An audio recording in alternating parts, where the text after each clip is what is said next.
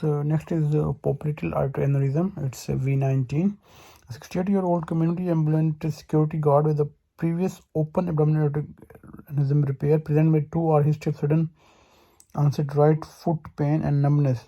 The patient was alert and his BP on admission was 120 or 68 millimeters of mercury, pulse at 84. He had tenderness with the noticeable palpable mass, albeit non-pulsatile, behind his right knee. On the right side, he had only a palpable common femoral pulse 2 plus, nothing distally, and he had a full complement of palpable peripheral pulses on the left side. Although the popliteal artery felt ectatic, emergency contrast CT showed a thrombosed 4.5 cm right popliteal artery aneurysm. The single vessel run off via the peroneal artery. The posterior and rear tibial arteries were thrombosed. There was no other significant history of the note except he was a current smoker and the patient is keen for intervention. How do popliteal artery aneurysm present? So they present either elective or emergency scenario.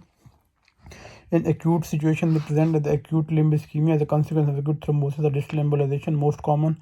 And chronic situation, patient presents intermittent claudication as a consequence of chronic embolization to the tibial arteries. And asymptomatic popliteal aneurysms often identified during screening. Patient with non-abdominal aneurysm, there are 5 to 10% chances have popliteal aneurysm and 50% have bilateral. Rupture uncommon, less than 5%, and local pressure from the large pulmonary artery aneurysm causing a DVT. And what are the main differentials of swelling presenting in the popliteal fossa? So it's semimembranosus persa and Baker cyst. In the elective setting, when do you decide to intervene on a popliteal aneurysm? It's controversial, but the cutoff size is 2.5 cm in diameter. However, the concern is the risk of distal thromboembolism, and if there is a thrombus within the aneurysm sac, intervention may be earlier. Please tell me about the anatomy of the popliteal artery. So popliteal artery is the deepest structure, and then superficial artery is the popliteal vein, and then superficial vein is the nerve, tibial nerve. And how would you approach the popliteal artery from a medial approach? So patient spine, knee placed on a sandbag, proximal axis, distal axis. For proximal axis, the suprageniculate popliteal artery is accessed by a luminal incision in the distal third of the thigh along the anterior border of sartorius muscle. Muscle is mobilized posteriorly, and proximal PA is identified between the medial intermuscular septum anteriorly and the semimembranosus muscle posteriorly. Distal axis. The infrageniculate pulmonary popliteal aneurysm is exposed medially via a longitudinal incision 1 cm behind the posterior middle part of the tibia. A tissue plane is created bluntly between the soleus and gastrocnemius muscle.